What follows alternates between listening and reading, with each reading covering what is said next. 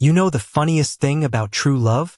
Sometimes everyone else notices it years before the people living it do.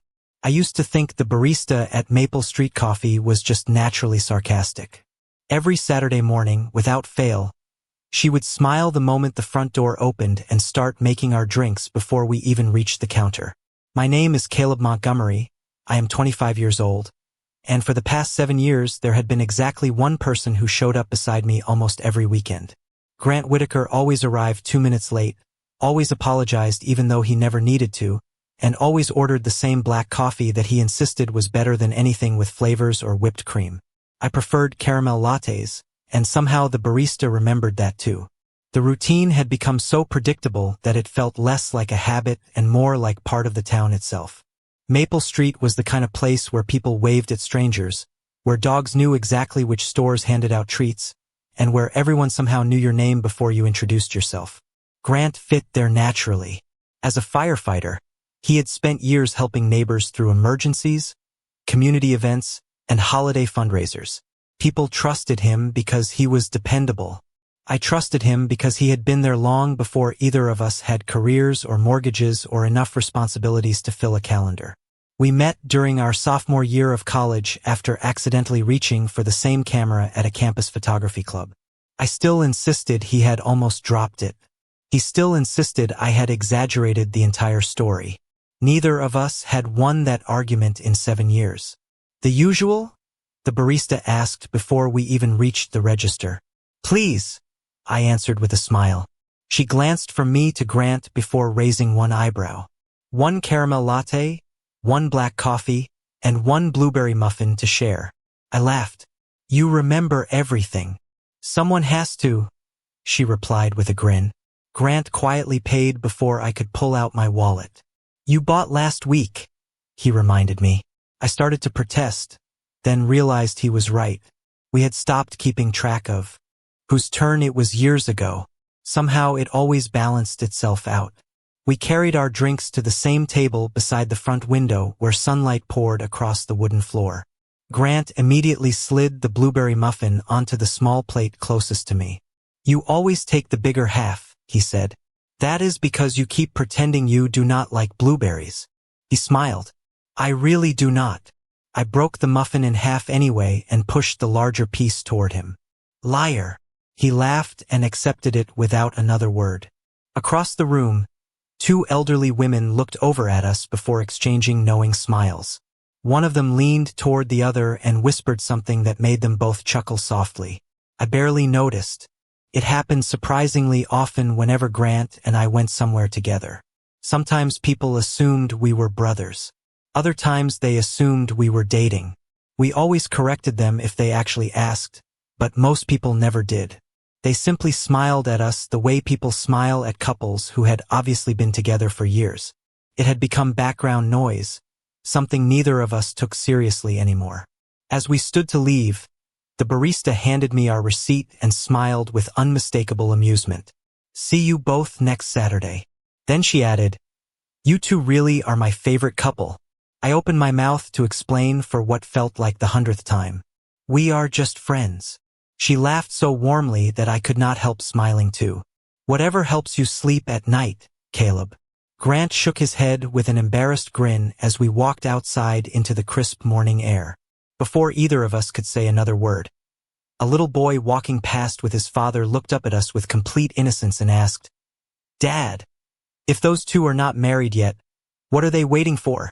The little boy's question hung in the cool morning air for several seconds before his father smiled apologetically and gently guided him down the sidewalk. Grant and I exchanged an amused glance before laughing at exactly the same time. Kids have incredible imaginations, I said as we started walking toward the riverfront. Grant slipped his hands into the pockets of his jacket and smiled. Or they just say whatever comes to mind. Neither of us gave it another thought. That was probably the strange part. Comments like that had become surprisingly common over the years. They were never mean-spirited, only oddly confident, as if complete strangers believed they understood our lives better than we did. We spent the rest of the morning exactly the way we usually did. I wandered through a weekend photography exhibit looking for inspiration while Grant patiently followed beside me, occasionally pointing out details I had somehow missed. He was not interested in photography the way I was, yet he never complained. Instead, he listened while I talked about lighting, composition, and wildlife photography as though every word mattered. In return, I listened to his stories about the fire station, the practical jokes his coworkers played on each other, and the neighborhood charity events they organized every summer. Our conversations had always been effortless. Somewhere around lunchtime, my phone buzzed with a message from my older sister. She had sent a family barbecue invitation followed by one simple question. "Is Grant coming too?" I smiled without thinking and replied, "Of course. He always comes." Less than 10 seconds later, another message appeared. I figured. I already told Mom to make his favorite peach cobbler. I showed the exchange to Grant. He laughed quietly. "Your family spoils me. They have known you for almost as long as they have known me." "Still," he said with genuine appreciation, "your mom always remembers my favorite dessert." We continued walking until we reached the small farmers market along the waterfront. As usual, several local vendors greeted us by name. One elderly man selling handmade wooden birdhouses looked up with a grin. "Good to see you boys again." He wrapped one of the birdhouses carefully before handing it to me. "Your partner said last month you liked bluebirds, so I finally finished this design." I blinked in confusion before pointing toward Grant. "He is not my partner." The older man looked from me to Grant and smiled kindly. "Well, whatever title you two use, I have never seen either of you without the other." Grant accepted the birdhouse and thanked him while I shook my head, laughing at yet another misunderstanding. As we walked away, I nudged his shoulder. "Why does this keep happening?" He shrugged. "Maybe because we spend a lot of time together. Lots of friends spend time together." Exactly. The conversation ended there because, to both of us, the explanation seemed perfectly reasonable. Later that afternoon, we stopped by the grocery store to pick up food for dinner. Without discussing it, Grant reached for the pasta I always bought while I automatically grabbed the coffee beans he preferred. We moved through the aisles with the quiet efficiency of people who had done the same routine dozens of times before. At the checkout counter, the cashier smiled as she scanned our groceries. "Would you like everything in one bag, or should I separate your items?" Before either of us could answer, she looked at our shopping cart again and laughed softly. "Never mind. I can already tell which groceries belong to each of you." I frowned with amused curiosity. "How?" She placed the coffee beside the caramel syrup and the pasta beside Grant's favorite hot sauce. "Because after watching you two shop together for years, I honestly cannot remember ever seeing one of you here without the other." As we carried the bags toward the parking lot, Grant suddenly stopped walking, looked thoughtfully toward me, and quietly asked a question that caught me completely by surprise. "Caleb, have you ever wondered why everyone seems so convinced about us?" Grant's question lingered between us as we loaded the grocery bags into the back of his truck. I looked at him, trying to decide whether he was genuinely curious or simply making conversation. "Honestly," I finally said, "not really. Small towns make assumptions about everyone." He nodded slowly, started the engine, and pulled onto the quiet neighborhood street. "That is probably true." Neither of us spoke for the next few minutes. The silence never felt uncomfortable. It rarely did. After 7 years of friendship, we had learned that not every moment needed words. Sometimes the best conversations happened without either of us saying anything at all. When we reached my house, Grant carried the heavier grocery bags inside before I even reached the front porch. He always insisted it was faster because he was already carrying equipment all week at work. I had stopped arguing years ago. While I unpacked vegetables and pasta, he quietly organized everything else in the pantry exactly where it belonged. "You know," I said with a grin, "if anyone saw this, they would definitely think we live together." He chuckled without looking up. "Maybe they would think you just have terrible organizational skills." "That is also true." We laughed, and the moment passed as naturally as hundreds before it. After dinner, we settled into our usual routine. I edited wildlife photographs on my laptop while Grant stretched out on the opposite end of the couch reading a novel someone at the fire station had recommended. Every so often I would turn my screen toward him to show off a hawk I had photographed that morning or ask which image looked stronger for an upcoming gallery submission. He always gave thoughtful answers, even though he claimed he knew nothing about photography. Somewhere around 8 o'clock my phone buzzed. It was my sister again. "Do not forget the barbecue next Saturday. Tell Grant we already bought his favorite root beer." I laughed quietly. Grant looked up from his book. "What is so funny?" I handed him my phone. He read the message and smiled. "Your family keeps treating me like one of their own. You practically are." The words left my mouth before I had time to think about them. For some reason, we both fell unusually quiet afterward. Grant looked back at the message for another second before handing the phone to me. "Your dad still beats me at chess every single barbecue," he said with a small smile, clearly changing the subject. "That is because he cheats." "He definitely does not. You sound exactly like him now." We both laughed again, and the awkward pause dissolved as quickly as it had appeared. Later that evening we walked the 2 blocks to the neighborhood park, something we often did after dinner when the weather was nice. The walking trail curved around a small lake where families fed ducks and joggers passed with friendly waves. As we reached the wooden footbridge, an older couple sitting on a nearby bench smiled as we approached. The woman looked at Grant and then at me before nudging her husband with obvious amusement. "See?" she whispered just loudly enough for us to hear. "I told you they would be here together." Her husband smiled warmly. 7 years, right?" Grant blinked. "How did you know that?" The man pointed toward the community bulletin board across the park where dozens of photographs from local charity events had been displayed over the years. "You two are in almost every picture together." I turned instinctively toward the board. From where we stood, I could already recognize several familiar photographs. Charity runs, holiday festivals, volunteer cleanups, summer fairs. Before I realized what I was doing, I started counting. In nearly every single photograph, no matter the season or the year, Grant was standing beside me. For the rest of the walk home, I could not stop thinking about those photographs. They stretched across 7 years of birthdays, charity events, holiday festivals, and neighborhood celebrations, and somehow Grant had been standing beside me in nearly every single one. It was not something either of us had planned. Life had simply unfolded that way. The following week slipped back into its familiar rhythm. Grant worked long shifts at the fire station while I spent my mornings editing wildlife photographs and my afternoons hiking nearby trails with my camera. Even on the busiest days, one thing never changed. At some point, one of us always checked in with the other. Sometimes it was a quick text asking if I had remembered to eat lunch. Sometimes it was Grant sending me a picture of a sunrise from the station roof because he knew I appreciated good light. Other times I would stop by the station with fresh coffee after finishing a photo shoot, and somehow everyone there already knew exactly who I was. "Your photographer is here," one of the firefighters called with a grin as I walked inside carrying a cardboard drink carrier. I laughed. "I have an actual name, you know." "We know," another firefighter replied. "But this is more entertaining." Grant walked into the break room, accepted the coffee with a grateful smile, and quietly thanked me.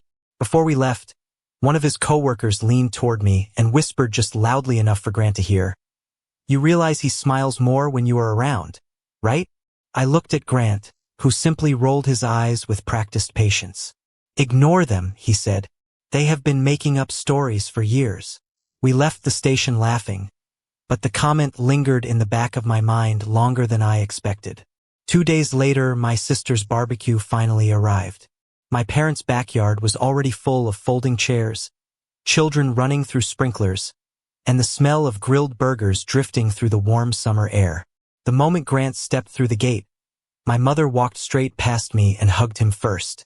"I made your peach cobbler," she announced proudly. "I knew you would come hungry." Grant smiled with genuine appreciation. "Thank you, Mrs. Montgomery. After 7 years, you can call me Linda." My father waved Grant over to the chess table before he had even set down the bowl of pasta he brought. Meanwhile, my cousins were already asking whether Grant would be joining the annual family softball game. Watching all of it unfold, I realized something that had never really occurred to me before. No one treated Grant like a guest anymore. They treated him exactly the same way they treated every member of the family. Halfway through the afternoon, my Aunt Rebecca gathered everyone together for a large family photograph. As people shuffled into position, she pointed toward Grant without hesitation. "Stand next to Caleb, sweetheart. That is where you always end up anyway." Everyone laughed, including Grant and me, because it was true. The photographer counted down from 3, and just before the camera flashed, my little niece Emma looked up from where she was standing in front of us. With complete innocence, she asked, "Uncle Caleb, when you and Uncle Grant get your own house, will we still have family barbecues here too?" The laughter around us stopped almost instantly, and for the first time all afternoon, neither Grant nor I knew what to say. Emma's innocent question seemed to freeze the entire backyard for one long heartbeat. Then my mother laughed softly and knelt beside her. "Sweetheart, that is something only Uncle Caleb and Uncle Grant can answer." Emma nodded as though that made perfect sense before running off to join the other children, leaving the adults exchanging amused smiles. Grant rubbed the back of his neck while I looked anywhere except directly at him. Finally, my father clapped Grant on the shoulder and announced that it was time for their annual chess rematch. The conversation moved on, but somehow the question stayed with me for the rest of the afternoon. On the drive home, neither of us mentioned it. We rolled down the windows, letting the warm summer air fill the truck while an old classic rock station played quietly in the background. The silence was comfortable, yet I caught myself glancing toward Grant more often than usual. I wondered whether he was thinking about Emma's question too. Monday morning brought everything back to normal, or at least it appeared that way. I headed into the mountains before sunrise to photograph a family of elk that had recently returned to the area. Around noon, my phone buzzed with a message from Grant. "Do not forget to eat lunch." I smiled without realizing it and sent back a picture of my sandwich sitting beside my camera bag. His reply arrived almost immediately. "Good. You usually forget." I shook my head, laughing to myself. A few feet away, another wildlife photographer looked over with a grin. "Someone keeping tabs on you?" he asked. "My best friend," I answered automatically. "You are lucky," he said while adjusting his camera lens. "Most people would love having someone who remembers the little things." His words lingered longer than I expected. That evening, I stopped by the fire station after finishing my photo shoot, carrying 2 iced coffees because the temperature had climbed past 90 degrees. One of Grant's coworkers spotted me through the front window and called out with a smile, "Perfect timing. He has been talking about you all afternoon." I raised an eyebrow. "Really?" Before anyone could answer, Grant walked into the room looking slightly embarrassed. "Ignore them," he said. "We were discussing your wildlife exhibition next month." One firefighter laughed. "Sure we were." Everyone else chuckled while Grant accepted the coffee from my hand with an appreciative smile. On the walk back to the parking lot, I nudged his shoulder. "Do they ever get tired of teasing you?" "Apparently not." "Does it bother you?" Grant thought for a moment before answering honestly. "Not anymore." That answer surprised me more than I expected. "Why not?" He looked ahead at the quiet street instead of at me. "Because after hearing the same joke for years, you eventually stop trying to explain yourself." We reached my driveway just as my phone rang. The caller ID showed an unfamiliar number. I answered, and a cheerful voice introduced herself as Lauren Hayes, the coordinator for the Regional Nature Photography Exhibition. She explained that one of the featured guest speakers had canceled and asked whether I would be willing to take the opening presentation instead. I accepted without hesitation. Before ending the call, she added one more detail. "Wonderful. Please bring your guest to the welcome dinner on Friday evening. We always reserve a seat for spouses or partners." I started to correct her, but she continued speaking before I had the chance. "Everyone told me exactly who to expect. We are looking forward to meeting Grant too." For a few seconds, I simply stared at my phone after the call ended.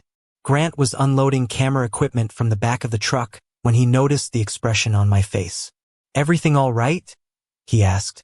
I slipped my phone into my pocket and laughed in disbelief. "The exhibition coordinator just assumed you were coming with me." Grant smiled. "That sounds normal by now. She also assumed you were my partner." He paused for a moment before shrugging with a quiet smile. "Apparently the entire town has agreed on a story we never approved. I expected us both to laugh it off like we always did, but this time the joke lingered in the air longer than usual." Friday evening arrived faster than expected. The exhibition was held inside a renovated historic train station overlooking the river, now transformed into a beautiful art gallery filled with landscape photography, wildlife displays, and local artists greeting visitors. Grant insisted on arriving early because he knew I always became nervous before speaking in front of a crowd, even though I had done it many times before. "You always pretend you are calm," he said as we walked toward the entrance. "I know you better than that." I smiled. "That obvious?" "Only to me." Those 3 words stayed with me as we entered the gallery. The coordinator greeted us warmly and immediately handed us 2 name badges. Mine read featured photographer. Grant's simply read guest. She smiled as she looked between us. "Thank you for coming together. Caleb has mentioned you several times during our planning calls." I blinked in surprise. "Did I?" She laughed. "Every time we discussed scheduling, you somehow worked around your best friend's firefighter shifts before confirming anything." I thought back over the past month and realized she was right. I had never consciously planned around Grant's schedule. I had simply done it automatically. Halfway through the evening, I finished my presentation to generous applause. As guests wandered through the gallery afterward, several people stopped to compliment the photographs. One elderly nature photographer studied a framed image of a bald eagle before turning toward Grant instead of me. "You must be very proud of him." Grant smiled with quiet sincerity. "I always am." The older man nodded as though that answer confirmed something obvious. "It shows." For reasons I could not explain, hearing those words made my chest feel unexpectedly tight. Later, while I signed a few prints for visitors, I noticed Grant standing across the room talking with another photographer. He looked relaxed, smiling more than usual as they discussed hiking trails and camera lenses. I found myself watching longer than I intended. Before I realized it, one of the volunteers quietly stepped beside me with a knowing smile. "You keep checking to make sure he is still there." I looked away immediately. "He drove us here." She laughed gently. "If that is the explanation that makes you comfortable, I will not argue." After the event ended, Grant and I walked outside beneath a sky filled with stars reflecting across the river. Neither of us spoke for several minutes. Finally, he broke the silence. "You did an incredible job tonight." "Thanks." I glanced toward him. "I could not have done it without you coming." He looked genuinely surprised. "Why?" I answered without thinking. "Because whenever you are around, everything feels easier." The words escaped before I could stop them. We both froze. Grant slowly turned toward me, searching my face as though he had just heard something completely new. Before either of us could say another word, my phone buzzed with a message from my sister. Contained only one sentence. "Mom wants to know when you are finally going to admit what everyone else figured out years ago." The drive home from the exhibition felt different from every drive we had shared before. The familiar roads, the quiet neighborhoods, even the songs playing softly through the speakers all seemed exactly the same. Yet something between us had shifted in a way neither of us knew how to describe. My sister's message stayed open on my phone long after the screen should have gone dark. Grant noticed me reading it again but did not ask what it said. For the first time in years, our comfortable silence carried unanswered questions instead of quiet contentment. The next morning I woke earlier than usual and decided to take my camera to the lakeside trail before sunrise. Photography had always helped me organize my thoughts, and lately my thoughts felt unusually tangled. As the first light reflected across the water, I realized something that should have been obvious. Every photograph I had proudly displayed over the past 7 years had a story behind it, and almost every one of those stories somehow included Grant. Sometimes he had driven me to remote hiking trails before dawn. Sometimes he had waited patiently for hours while I searched for the perfect shot. Other times he had simply reminded me to bring enough water or extra batteries. Looking back, I struggled to remember any meaningful milestone in my adult life that had not included him. My phone vibrated just after 8 o'clock. It was Grant. Breakfast. The message contained only that single word. I smiled before typing my reply. Always. 40 minutes later, we sat in our usual booth at Maple Street Coffee. Before either of us spoke, the barista placed a caramel latte in front of me and a black coffee in front of Grant, followed by a blueberry muffin already cut into 2 pieces. "You saved me the trouble," I joked. She winked. "Some routines are too dependable to change." As she walked away, Grant quietly looked at me. "Can I ask you something?" I nodded. "After everything people have been saying lately, has it made you think differently?" I wrapped both hands around my coffee cup, buying myself a few extra seconds. "Maybe." That single word surprised both of us. Grant did not interrupt. He simply waited. "I started noticing little things," I admitted. "Like how you always know when I am overwhelmed before I say anything. Or how I automatically look for you whenever something good happens." He smiled faintly. "I do the same thing." Neither of us seemed ready to explore that thought any further, so the conversation drifted naturally toward work, weekend plans, and the upcoming community picnic. Yet even while we talked about ordinary things, I caught myself paying closer attention to the way Grant smiled, the way he listened without ever checking his phone, and the way he always remembered details that everyone else forgot. Halfway through breakfast, an elderly customer stopped beside our table with a friendly grin. "Excuse me," he said. "My wife and I have been trying to settle a debate." Grant looked up politely. "Sure." The man smiled warmly. "Which one of you finally realized it first?" Both of us stared at him in complete confusion. He chuckled softly. "My wife says it was probably him." He pointed toward me. "I think it was you." He nodded toward Grant. Before either of us could respond, his wife called him from across the cafe, laughing as she shook her head. The couple walked away, still debating the answer between themselves. Grant and I looked at each other, then burst into the kind of laughter that only years of friendship could create. Yet when the laughter faded, neither of us denied the question. We simply sat there quietly, each lost in our own thoughts. As we left the cafe a few minutes later, Grant unlocked his truck but did not open the driver's door. Instead, he looked at me with an expression I had never seen before, somewhere between hopeful and uncertain. "Caleb," he said softly, "I think there is something I have been misunderstanding about us for a very long time." Grant's words stayed with me long after we climbed into the truck. Neither of us rushed to fill the silence because, for the first time, silence no longer felt like something to hide behind. Felt like space to think. We drove along the river with the windows down, letting the cool morning breeze drift through the cab. Finally, I looked over at him. "What do you think you misunderstood?" Grant kept his eyes on the road for several seconds before answering. "I always believed you were simply the most important friend I had ever made." He smiled faintly. "Now I am starting to wonder if I only called it friendship because I never stopped to ask myself whether it had become something more." His honesty caught me completely off guard. I searched for the right response, but every sentence I considered felt too small for what I was feeling. Instead, I quietly admitted, "I have been wondering the same thing."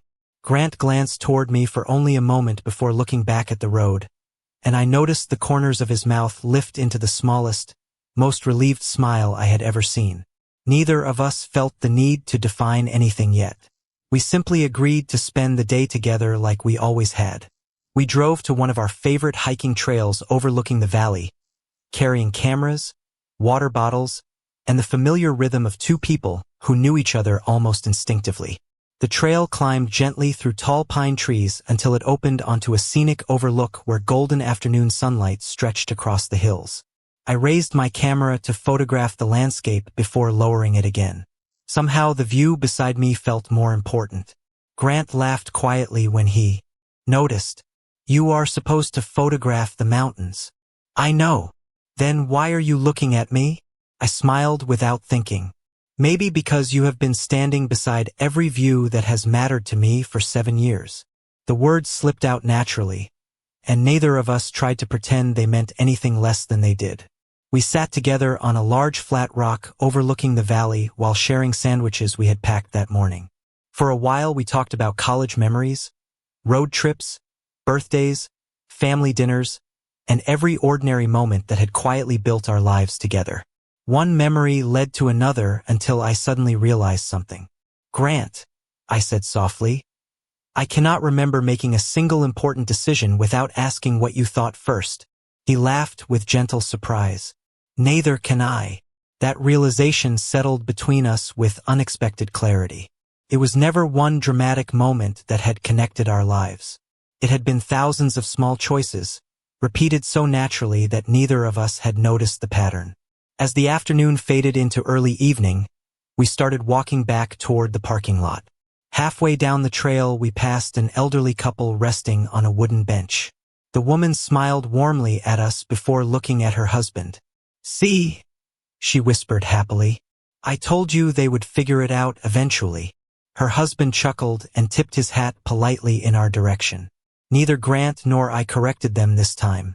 We simply smiled back and continued walking. A few minutes later, we reached the truck but did not get inside immediately. Grant leaned against the driver's door, looking more thoughtful than nervous. "Do you remember the first day we met?"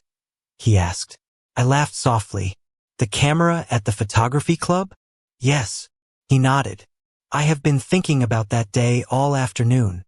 He reached into the glove compartment and carefully unfolded something I had never seen before.